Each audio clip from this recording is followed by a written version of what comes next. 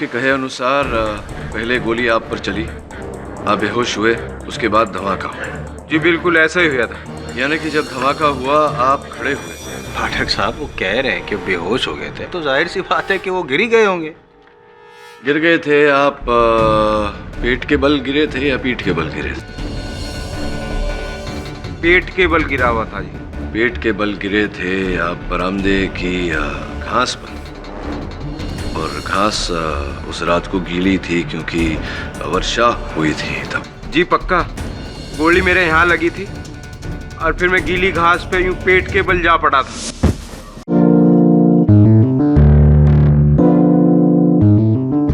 मैं अर्चना त्यागी अपनी जिंदगी से तंग आकर अपनी जान ले रही हूँ। हमारे परिवार वालों ने मुझे इतना मेंटल और फिजिकल टॉर्चर किया है कि मैं ये कदम उठा रही हूँ। मेरी मृत्यु के जिम्मेदार वही है। अर्चना त्यागी एक दिमागी मरीज थी। मैं आपसे बार बार कह रहा हूँ कि इन लोगों ने मेरी बहन को टॉर्चर कर करके उसे मार डाला। मिस्टर कुणाल, आपके कहने पर हम मिस्टर त्यागी पर कार्रवाई तो कर सकते हैं, पर बिना सबूत के किसी नतीजे पर नहीं पहुंच सकते। इसने मेरी बहन को मारा, मैं इसे जिंदा नहीं छोड़ूंगा। छोड़ूंगा नहीं, तुम तीनों को याद रखना, मार डालूंगा सबको। आपको लगता है मैंने मारा उनको? अगर तुमने नहीं किया तो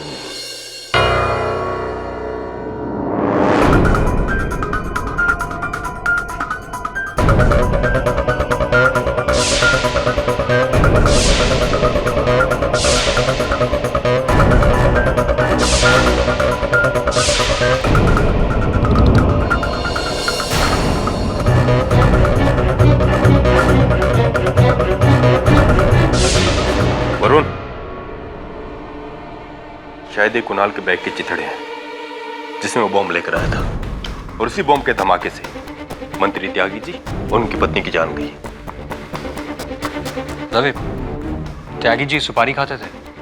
नहीं,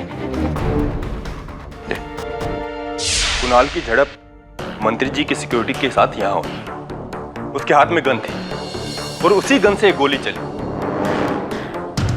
जो इस खिड़की के बाहर खड़े निर्मल के गले में लगी। हो सकता है गोली बाहर से चली। नहीं हो सकता, वो कुणाल ने ही मंत्री जी के परिवार को मारा है। चल बाहर चल के देखते हैं। बिक गया है पूरा सिस्टम। जब आपका ये कानून मेरी बहन को इंसाफ नहीं दिला पाया, तो मुझे आपके इस कानून से कोई उम्मीद नहीं। मेरी बहन की तरह मुझे भी इन बड़े लोगों का शिकार बनना पड़ेगा। ऐसा नहीं है कुणाल, इस देश की कानून पर भरोसा रखो। कैसा कानून सर? दीदी का केस तो हम हार चुके। लड़ाई हारे हैं, युद्ध नहीं। मानता हूं कि तुम्हारा केस तुम्हारी बहन के केस से अलग है, लेकिन तुम्हें न्याय दिलाकर तुम्हारी बहन पर किया गया अन्याय है, उसका हिसाब ले सकते हैं। अंदर कुणाल की गन से गोली चली जो बाहर आकर निर्मल को लगी, तो एंगल तो बिल्कुल सही बैठता है।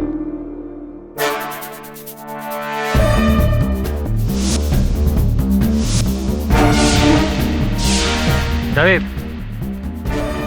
एंगल तो ये भी सही बैठता है। वो देखो दवे, गोली के निशान। लगता है किसी ने एक गोली इस पेड़ से निकाल ली है। यानी कि 2 गोलियां चली थी, एक जो निर्मल त्यागी को लगी और दूसरी इस पेड़ में आकर लगी। कुणाल की गन से तो सिर्फ एक गोली चली थी, तो फिर क्या एक और गन थी? नहीं वरुण, गन भी एक थी और गोली भी एक ही थी। वैसे भी जब तक तुम दूसरी गोली नहीं ढूंढ लेते, तुम कुछ नहीं कर सकते। दवे, निर्मल की कंडीशन कैसी है? कोमा में, लेकिन डॉक्टर्स ने कहा है कि जल्दी कोमा से बाहर आ जाएगा। ऑलराइट, चल।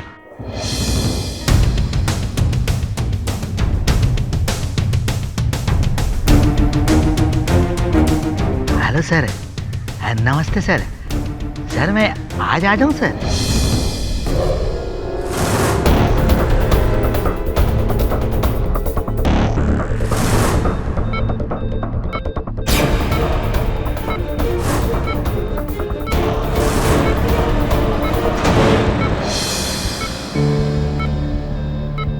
कैसी तबीयत है सिस्टर अब इनकी?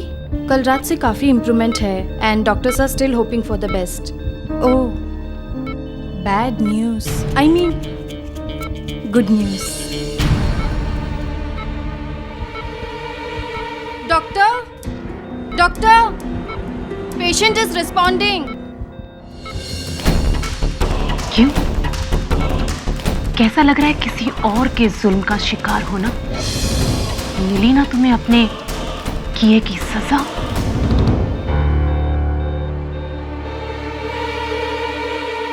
तू जान गया मुझसे। रुक रुक, तू जान गया मुझसे। किसे? जिसने गोली मारी मुझे, मैं पहचानता हूँ। Nurse, call the police. Mister Tyagi शायद अपने हमलावर को पहचान सकते हैं। योर ऑनर, 3 नवंबर को इसी अदालत में सबके सामने त्यागी परिवार को मारने की धमकी दी थी कुणाल श्रीवास्तव ने।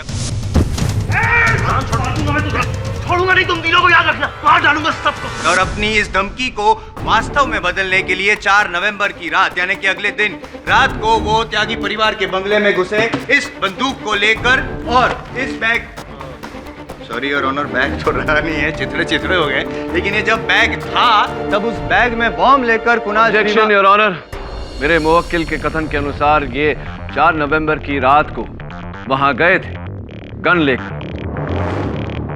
ये बैग भी उनका है, लेकिन पहली गोली चलाने के बाद सिक्योरिटी ने धर लिया था।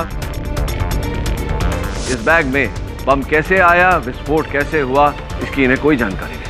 स्पष्ट बात है योर ऑनर कि इनके बैग में बम प्लांट किया गया था। कुणाल जी, वो बॉम्ब आपकी बैग में आया कहां से? जादू से? मैं मानता हूं कि मैं त्यागी परिवार को खत्म करने गया था, लेकिन मैं कुछ करता इससे पहले पकड़ा गया। और रहा सवाल बॉम्ब का, तो हो सकता है शायद किसी ने मेरे... एक मिनट, रेणुका जी, निर्मल की पहली वाइफ, वो उस रात मेरे घर आई थी मेरे निकलने से पहले।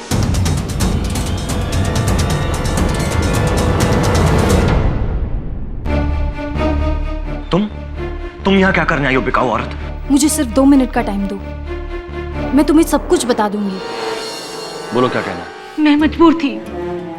तुम नहीं जानते हो कि त्यागी की पहुंच कहां तक है। उसने मेरे पूरे परिवार को मार देने की धमकी दी थी।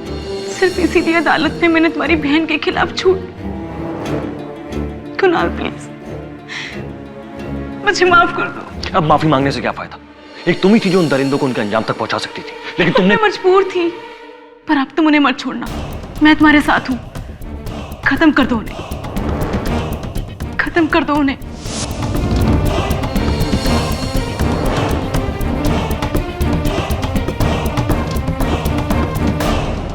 आपका ये कहना है कि रेणुका जी ने आपकी बैग में वो बॉम्ब रखा? हो सकता है।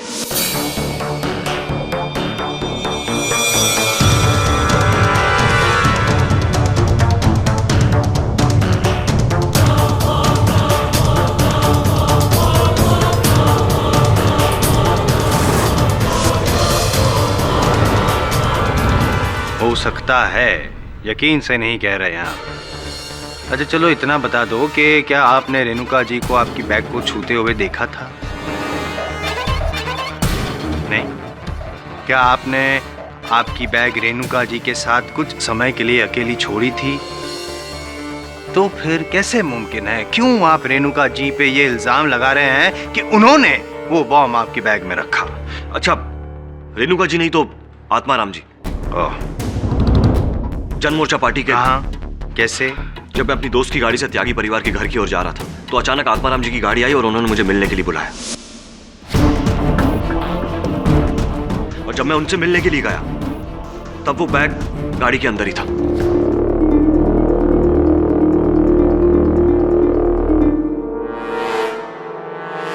ये क्यों बुलाया? उस कमीने त्यागी की वजह से बहुत अन्याय हुआ है तुम्हारे साथ बेटा। काम की बात बोलिए। तुम्हें राजनीति में लाने, भले ही त्यागी तुम्हारे खिलाफ केस जीत गया हो, पर सारी जनता की सहानुभूति तुम्हारे और तुम्हारे स्वर्गवासी बहन के प्रति है।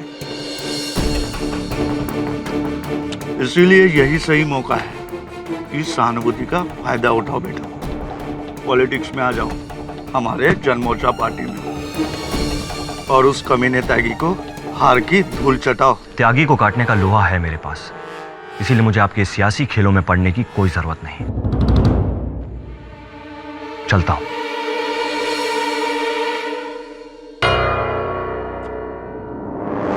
ना बोल दिया, आत्माराम सातोस्कर को ना बोल दिया। इलेक्शन के टिकट के लिए तो लोग एक दूसरे की जान लेने को तैयार हो जाते हैं, और ये साला कल का छोकरा मरेगा बेचारा। चलो ड्राइवर।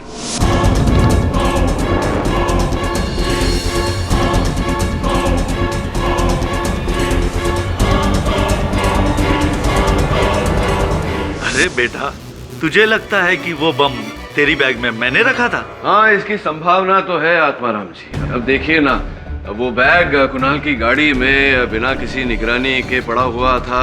गाड़ी की खिड़की भी खुली हुई थी। हो सकता है कि जिस समय में आपने कुणाल को बातों में उलझाए रखा, उसी समय में आपके किसी आदमी ने वो बम बैग में डाल दिया।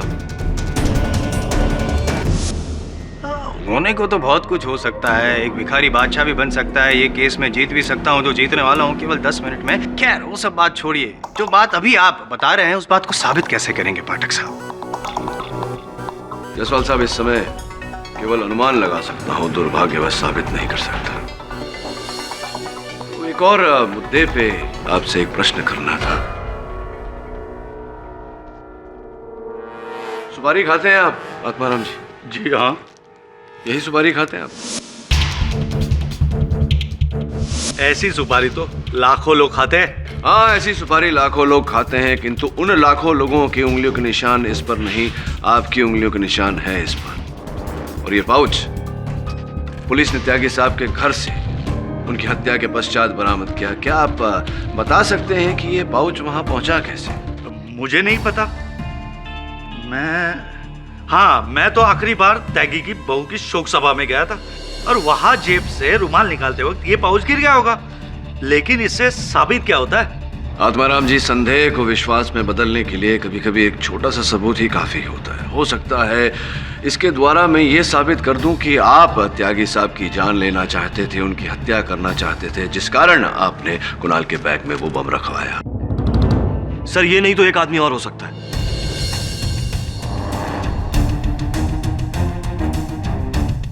सर, जब मैं त्यागी के बंगले की कुछ दूरी पर था तो अचानक एक गाड़ी मेरी गाड़ी को जोर से टक्कर मारी। जब गुस्से से मैं उस गाड़ी को पकड़ने गया तो गाड़ी वो रिवर्स लेकर जा चुकी थी, और जब मैं अपनी गाड़ी की तरफ मुड़ा तो वहां से एक आदमी को दूर भागते हुए देखा। हो सकता है ऐसा ही हुआ होगा पाठक साहब। That is the point। ये मुद्दा है। ये हुई ना बात। अगर ये बात साबित कर दी आपने कि वो बंदा जो आपने देखा जो भागते हुए गया उसी ने बॉम्ब रखा है, तो बस आप सही साबित हो जाएंगे, पाठक साहब भी सही साबित हो जाएंगे, और मैं उल्लू साबित हो जाऊंगा। कुछ सवाल के जवाब देने हैं बस। आपको ये बताइए कि जो वो गाड़ी टकराई थी आपकी गाड़ी से, गाड़ी का नंबर वगैरह को देखा आपने? जी नहीं। अच्छा, वो जो इंसान जो भागा उसका नाम पता कुछ? कहाँ से पता होगा आपको, अनजान आदमी था। खैर, हुलिया देखा, चेहरा तो देखा होगा आपने? मैं नहीं देख पाया। मनगढ़ंत कहानियां बना रहे हैं आप, जबकि हकीकत ये है कि आपने वो बॉम्ब खरीदा था, आपने वो बॉम्ब आपकी बैग में रखा, और उसी बॉम्ब से आपने त्यागी परिवार को उड़ा डाला, मार डाला। नहीं, निर्मल त्यागी पर गोली भी आप ही ने चलाई। मिस्टर जायसवाल, कुणाल के गन से जो गोली चली थी वो जाकर के पेड़ में धंस गई। एंगल और ट्रेजेक्टरी रिपोर्ट के अनुसार। कौन सा एंगल और कैसी ट्रेजेक्टरी की बात कर रहे हैं आप? अब मैं जो बताने वाला हूँ ना पाठक साहब, ट्रेजेडी होने वाली है आपके स्मोक किल की लाइफ में। योर ऑनर, बैलिस्टिक रिपोर्ट का कहना है कि जो गोली निर्मल के गले में पाई गई वो इस गन से चलाई गई थी, और ये गन पहचानते हैं? नहीं पहचानते तो चलो उस इंसान को मैं यहाँ बुला देता हूँ जिसके पास से आपने खरीदी थी ये गन। मुरुगन गन वाला। जी साहब, ये तो वही गन है जो मैंने इस आदमी को बेची थी 3 लाख।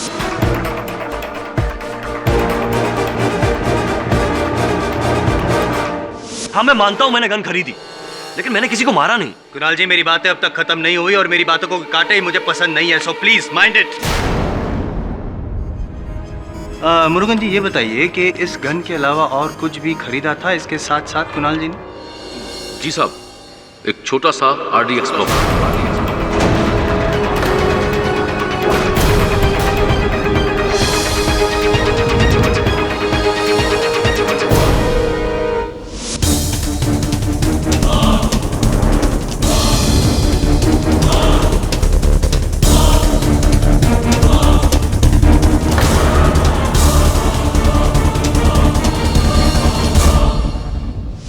मैंने तुमसे बॉम्ब कब खरीदा?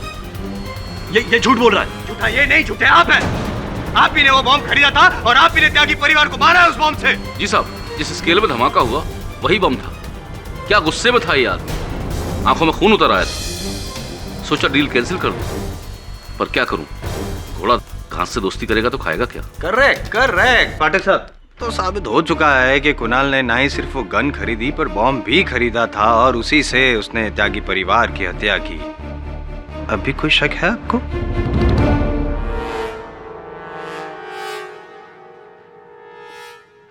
एक शंका है योर ऑनर, जो साबित कर सकती है कि ये सब कुणाल को फंसाने के लिए किया गया है, जो सिद्ध कर सकती है कि अदालत में मंत्री त्यागी को जो धमकी कुणाल ने दी थी उसका लाभ उठाकर किसी ने ये हत्याएं की है। और वो शंका क्या है? स्वयं निर्मल त्यागी और जो इस समय नेपट्यून हॉस्पिटल में कोमा में है।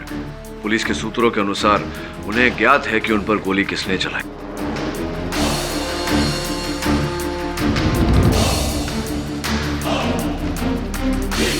संभवतः उन्हें जल्दी होश आ जाएगा और वो हमें बता देंगे कि असल हत्यारा कौन है और हम इस केस की तह तक पहुंच जाएंगे।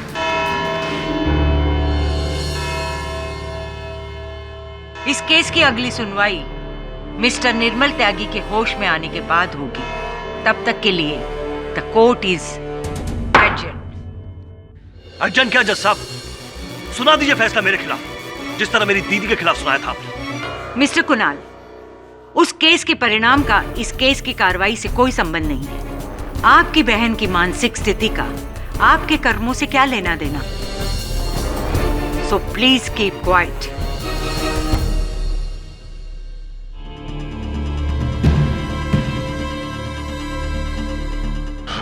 रुक जा, रुक जा, रुक जा सामने। बेटी, निर्मल बेटी, क्या हुआ बेटे? हाँ गुरुजी, पुलिस को बुला। जिसने मेरे गोली मारी मैंने उसे देखा। किसने गोली चलाई तुम पर, मुझे बताओ। पहले बहन का केस हारे और अब हारे नहीं है, हारे नहीं है, बस न्याय मिलने में विलंब हुआ है। मुझे पूरा विश्वास है कि त्यागी परिवार के अत्याचार के कारण ही अर्चना त्यागी ने आत्महत्या की और कुणाल उस दिन अपने बैग में बॉम्ब लेकर गया ही नहीं था। उसके बैग में बॉम्ब तब डाला गया जब पीछे से उसकी गाड़ी को ठोकर लगाई गई। सर, उस आदमी को कैसे ढूंढे? ना गाड़ी का नंबर पता है और ना उसका कोई पता है। और एक और बात सर, उस गन डीलर मुरुगन ने ये क्यों कहा कि कुणाल ने गन के साथ वो बॉम्ब भी खरीदा था? क्योंकि अर्चना त्यागी के केस की तरह इस केस में भी हर गवाह पैसा लेकर बिक गया है। अब इन छोटे छोटे टुकड़ों को साथ लाकर संपूर्ण चित्र बनाना होगा। निर्मल, कैसे हो तुम? तुम पर गोली किसने चलाई? निर्मल जी, आप जो कह रहे हैं वो सच है ना? Are you sure? जी, मेरे गोली इसी ने मारी थी।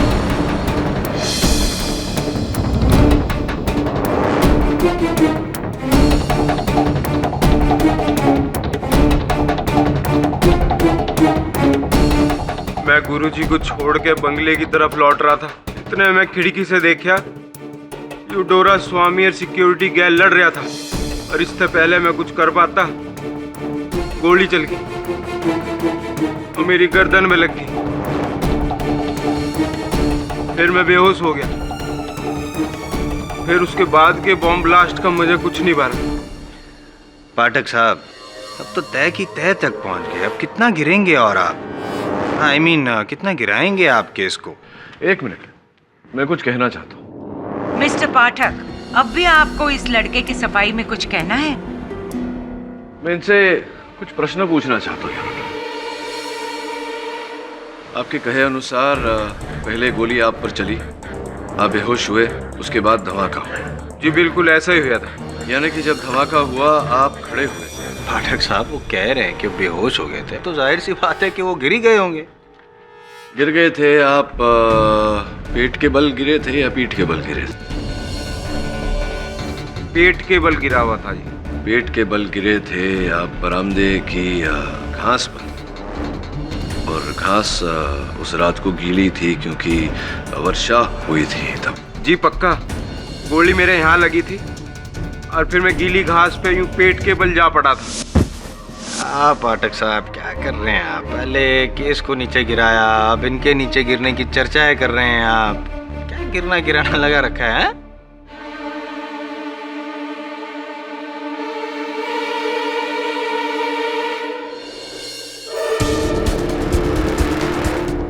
ये शर्ट आपकी है? उस रात को आपने यही शर्ट पहनी थी? हाँ जी बिल्कुल, इस पे मेरे खून के धब्बे भी लगे हुए। मिस्टर त्यागी, आपके इस शर्ट का सामने वाला हिस्सा जला हुआ है और उस पर राख भी लगी हुई है। गलती होगी। एक्चुअली इस शर्ट को लॉन्ड्री में बेच देना चाहिए था। जब धमाका हुआ तो अपने ही कथन के अनुसार मिस्टर निर्मल त्यागी गीली घास पर पेट के बल लेटे हुए थे। इसके अनुसार तो इनके शर्ट का सामने वाला हिस्सा सुरक्षित था, किंतु ऐसा नहीं है। इनके शर्ट का सामने वाला हिस्सा जला हुआ है, उस पर राख लगी हुई है। इतना ही नहीं, इनके हाथों पर भी जलन के निशान है। इसका अर्थ यह हुआ कि जब धमाका हुआ, मिस्टर निर्मल त्यागी यूं अपने बंगले के सामने खड़े हुए थे।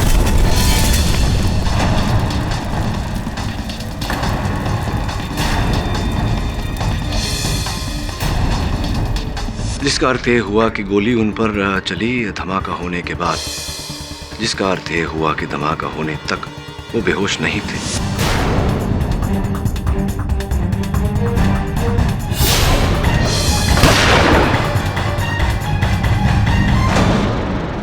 अब जिस समय धमाका हुआ उस समय मिस्टर कुणाल श्रीवास्तव, मिस्टर दुरई स्वामी और सिक्योरिटी की गिरफ्त में थे। इनके हाथों से बंदूक भी छीन ली गई थी और वो बंदूक मिस्टर दुरई स्वामी के हाथों में थी।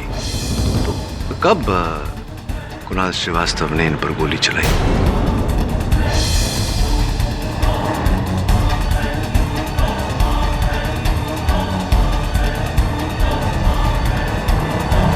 कब चलाई आप पर गोली? बोलिए, कब चलाई गोली?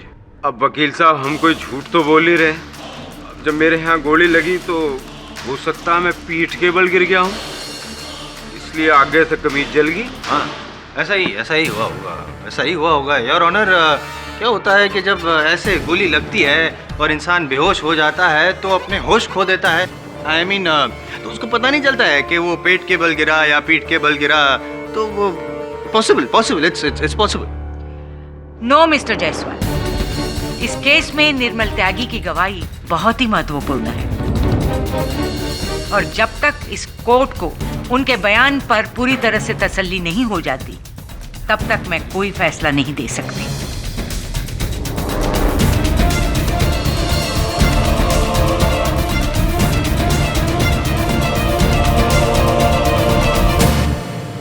निर्मल का झूठ आपने कमाल का पकड़ा सर। अब तो जज को भी डाउट है कि निर्मल कुणाल को बेवजह फंसा रहा है। हाँ, बेवजह फंसा रहा है और ऐसा करके असल हत्यारे को बचा रहा है। प्रश्न ये उठता है कि कोई अपने माता पिता के हत्यारे की ढाल क्यों बनना चाहेगा? वैसे अखबार पढ़ा आज का तुमने? शायद यही मेरे प्रश्न का उत्तर है। लोक संघ पार्टी ने विभाशंकर त्यागी के जाने के बाद निर्मल त्यागी को अपना अगला उम्मीदवार घोषित किया है। राजनीति ही एक ऐसा खेल है जहां नुकसान से भी फायदा हो सकता है। सर फिर तो निर्मल जीत जाएगा सिंपैथी वोट्स की वजह से। Bad news for Atmaram and party, bad news for the country. ये एक और नई मुसीबत। अब निर्मल त्यागी चुनाव लड़ेगा मेरे सामने, वो भी व्हील चेयर पे बैठ के। मेरे सारे के सारे वोट वो कहाँ जाएगा? Don't worry sir, be happy sir. मैं तो अब आपके साइड में हूं ना सर, और त्यागी फैमिली की सारा सीक्रेट मेरे को मालूम है। सीक्रेट पता होने से क्या होता है? तो ही तरीका निकालो उस निर्मल त्यागी का टेंशन दूर करने का, नहीं तो मेरा सपना कुर्सी का सपना ही रह जाएगा। सर तरीका तो है सर, बट आप ऑर्डर करें तो।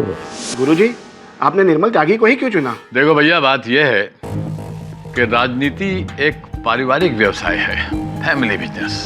यहाँ बाप की गद्दी पर बेटा ही बैठता है। और रही बात निर्मल की, तो वो अपने पिता की तरह भ्रष्ट और घमंडी नहीं है। हमको बहुत मानता है और हम भी समझते हैं कि हम उसे नियंत्रण में रख पाएंगे।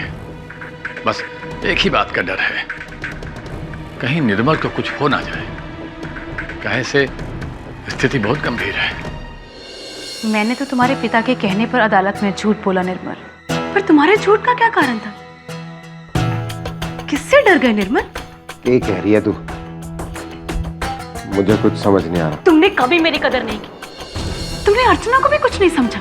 तुम इतने गए गुजरे हो निर्मल कि तुम अपने माँ बाप को भी कुछ नहीं समझते और अपने कातिल को शह दे रहे हो। अब तो अपने जमीर को जगाओ निर्मल, इतना कुछ हो गया। अब तो अपनी आत्मा को झंझोड़ो, नहीं तो आज के बाद कभी अपने आप से नजरें भी नहीं मिला पाओगे।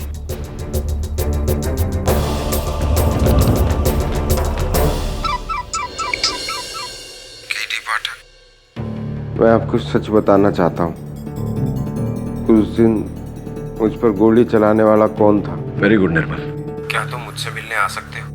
मैं वरुण को भेजता हूँ तुम्हारे पास।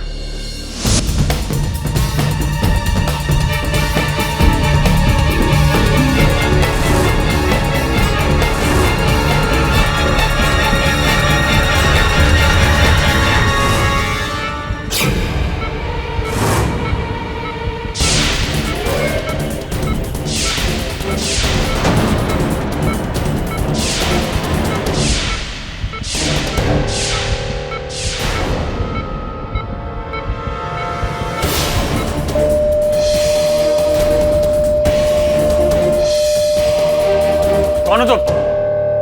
कौन हो तुम? कौन हो तुम? हट हट हट हट रुक!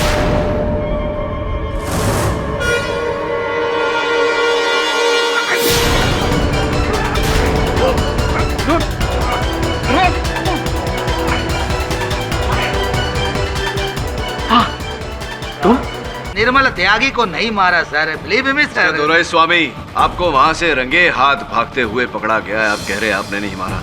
वो सिरिंज पोटासियम साइनाइड की जिससे निर्मल त्यागी की हत्या की गई, उस पर आपकी उंगली का निशान है। आप कह रहे हैं कि आपने उसे नहीं मारा। सर मैं वहाँ नहीं था सर, और वो उंगलियों का निशान मेरे नहीं है सर, बिलीव मी सर। मैंने निर्मल त्यागी को नहीं मारा। Where is my lawyer? I want my lawyer. Swami ji, मैं आई.एम. जायसवाल आपका लॉयर हूँ और आप एक नंबर के लायर हैं। सच को झुठला क्यों रहे हैं आप? I'm with you on this. सच को तो झुटलाएंगे आप, नेता जो ठहरे। बहरहाल आपसे तो इस देश का कानून निपटेगा। अगर आप चाहते हैं कि कानून नर्मदगी दिखाए आपको, तो बता दीजिए किसने भेजा था आपको वहां त्यागी साहब की जान लेने? वो सर वो आत्माराम सातोस्कर ने।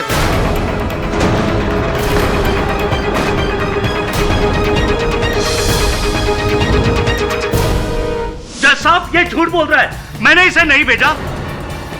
मैं इसे क्यों भेजूंगा? ये तो खुद त्यागी परिवार के लिए काम करता है, ना कि मेरी पार्टी के लिए। लायर क्या बात करता है? लायर हम लायर।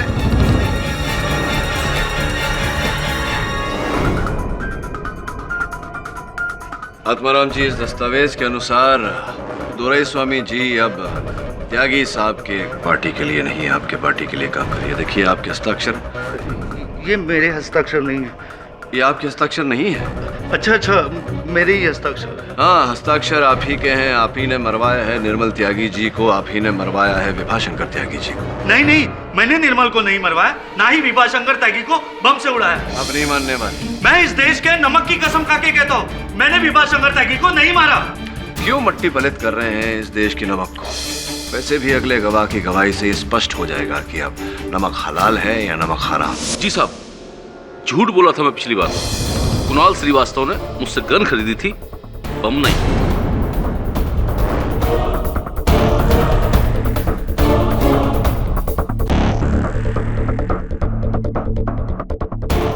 बम किसने खरीदा था आपके पास से? उसी ने जिसने मुझसे कहा कि कुणाल को फंसाओ, आत्माराम जी ने। झूठे! मैं तो तुझे जिंदगी भर के लिए हवालात में सड़ा दूंगा। Order order! आपको जो भी कहना है कटघरे में आके कहिए। सर ये लोग मुझे फंसा रहे। मैंने सिर्फ निर्मल को मारा।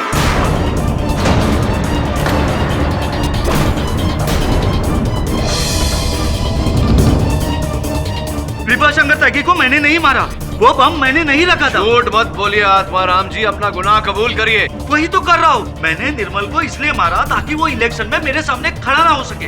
तो उसके पापा को मैंने नहीं मारा। योर ऑनर, एक बार फिर मैं मुरुगन को डॉक में बुलाना चाहता हूँ। इजाजत है। मुरुगन जी, आपने किस दिनांक पर आत्माराम जी को वो बम बेचा था? उसी दिन जिस दिन कुणाल ने मुझसे गन खरीदी थी, 4 नवंबर को। तो स्पष्ट है कि उस दिन आपकी आत्माराम जी से फोन पर वार्तालाप हुई होगी। नहीं, डायरेक्टली नहीं। हाँ, पर उनके किसी एक आदमी से मैंने बात की थी जिसने बम खरीदा था कुणाल को फंसाने के लिए।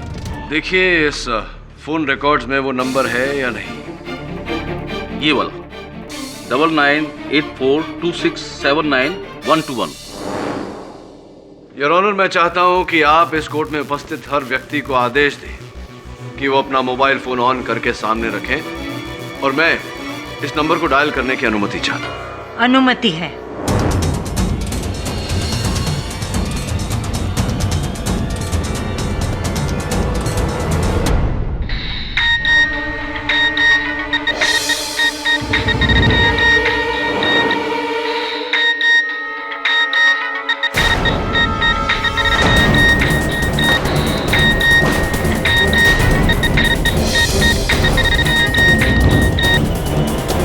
यादव जी, आइए पधारिए। हाँ तो मिस्टर यादव, 4 नवंबर को बम प्राप्त करने के विषय में आपकी मुरुगन से वार्तालाप हुई। बम प्राप्त करने के बाद मुझे पूरा विश्वास है कि आपने अपने सीनियर से, अपने लीडर से, अपने राजनीतिक बाप से बात अवश्य की हो। जरा आप अपना फोन देंगे मुझे?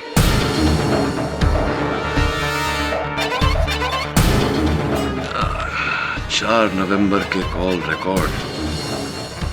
अच्छा, सरजी, ये सरजी कौन है?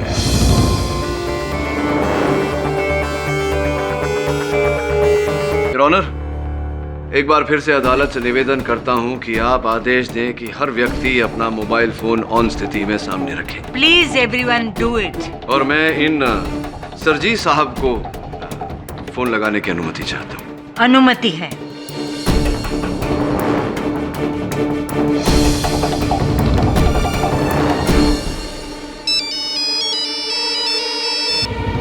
जी गवर्नर साहब नमस्कार। जी हाँ, मैं अभी उपस्थित हो रहा हूँ। जी हाँ। ओ माथुर साहब, कहाँ चले? रुकिए, अभी भी कार्रवाई जारी है।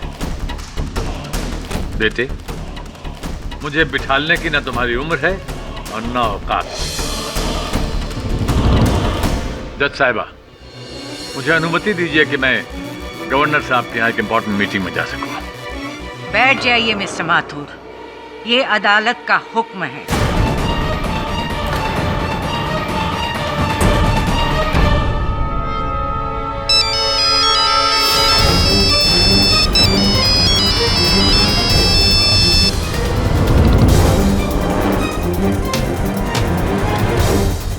माथुर साहब, गवर्नर साहब को हम इत्तला कर देंगे कि आप नहीं पहुंच पाएंगे। आइए जरा कटघरे में। मुरुगन आत्माराम के लिए नहीं, मेरे लिए काम करता है, और मैंने ही उसे पैसे देकर पहले कुणाल को फंसवाया, फिर आत्माराम को।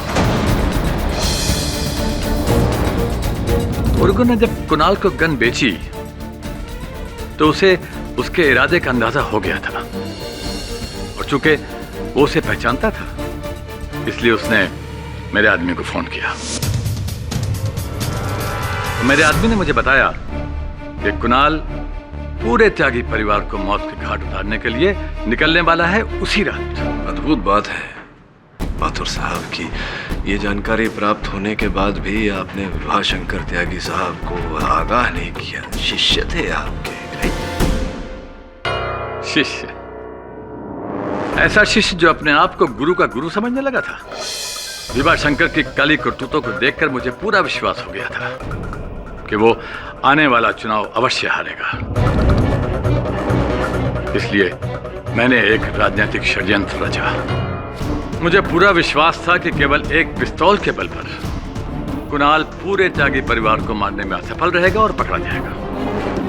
इसलिए मैंने यादव से कहकर मुरुगन से वो बॉम्ब खरीदवाया और यादव को आदेश दिया कि वो कुणाल का पीछा करे और सही वक्त देखकर चुपचाप उसके बैग में वो बॉम्ब रख दे, टाइमर लगाकर।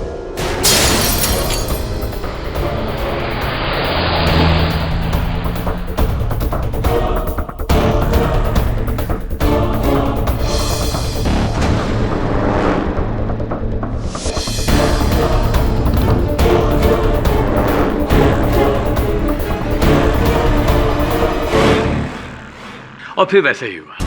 कुणाल ये न जानते हुए कि उसके बैग में बॉम्ब है, त्यागी के घर पहुंचा और पकड़ा गया। किंतु जो गोली कुणाल के बंदूक से चली थी वो निर्मल को नहीं लगी। वो दरअसल कुणाल का निशाना चूक गया और वो गोली सामने के पेड़ पे लगी, लेकिन मैंने अपने आदमी से कहकर वो गोली वहां उस पेड़ से निकलवा दी।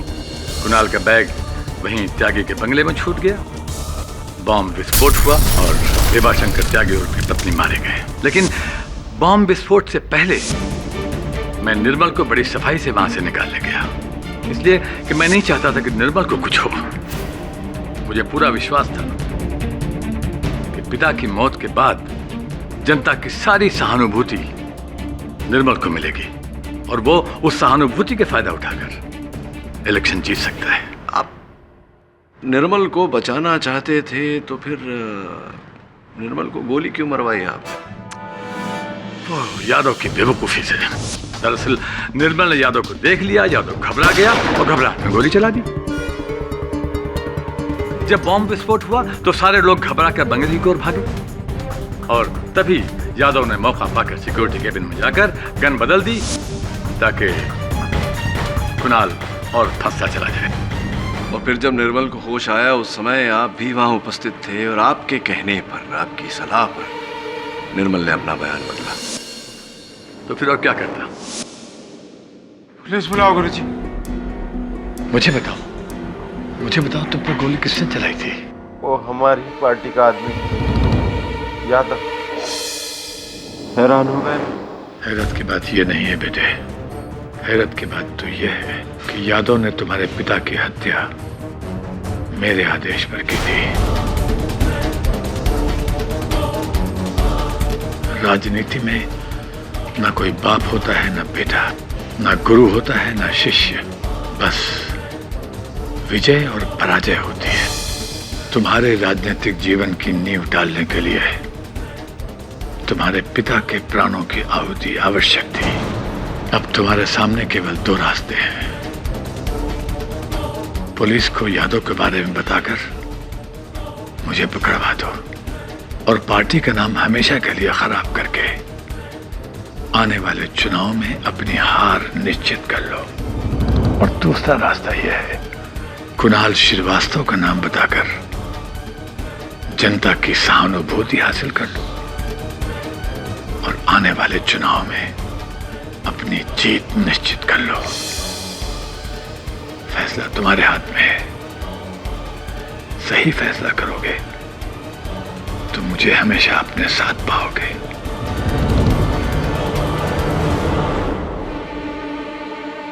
कुणाल। माथुर साहब, ना मेरी उम्र है ना औकात है कि मैं आपको कुछ समझा सकूं, लेकिन सफेद वस्त्र पहनकर माथे पर तिलक लगाने से कोई भगवान नहीं बन जाता। ये जो दलदल आपने अपने मन में बनाया है, इसी में आप स्वयं धंस गए।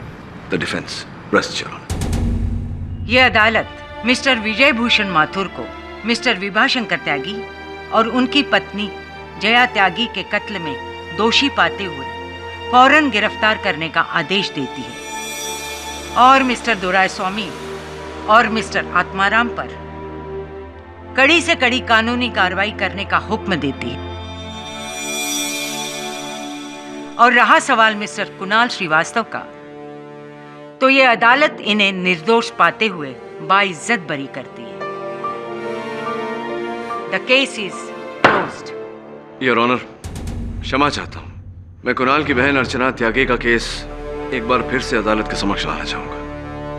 क्या होगा उससे? नहीं, अगर ये साबित भी होता है कि त्यागी परिवार गुनहगार था, मर चुका है, उनको सजा कौन सुनाएगा? अभी कभी कभी चुप रहा करो जसवंत। योर ऑनर, रचना त्यागी को मानसिक रोगी ठहराकर जो सजा दी गई थी, क्या वो दाग हमेशा उनके साथ रहेगा? क्या ये उचित है? क्या ये न्याय है your honour? You are right mister Pathak. इस केस के पहलुओं को देखने के बाद मैं अर्चना त्यागी के आत्महत्या केस को रीओपन करने का आदेश देती हूँ ताकि सच दुनिया के सामने आ जाए।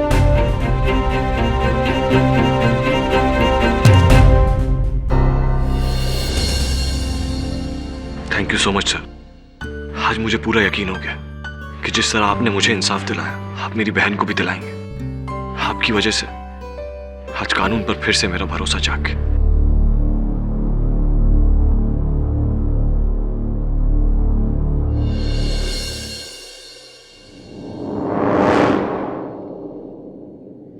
अब तुम सोच रहे होगे कि मैंने एक बार जुर्म इतनी जल्दी कैसे कर लिया। तो भाई बात यह है कि मैं सच बोलूं या झूठ, उससे कोई फर्क नहीं पड़ता। कानून हमारे हाथों में केवल एक मोहरा मात्र है। कोई भी सरकार हमें बहुत दिनों तक जेल में नहीं रख सकती। 15 दिन के बाद मैं वापस आऊंगा और फिर ए माथुर, रुकना हमेशा जल्दी में रहता है।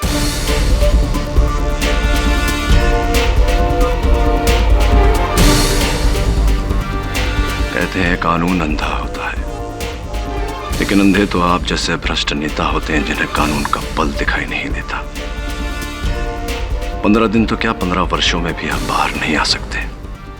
और अगर किसी राजनीतिक दांवपेच के कारण बाहर आ गए तो मैं मिलूंगा आपको फिर से उस गलगोटरी में पहुंचाने के लिए। हिंदुस्तान का कानून कोई देवा के हाथ की चूड़ियां नहीं, जो दीवार पे पटक दिया टूट गई। जय हिंद, जय हिंद।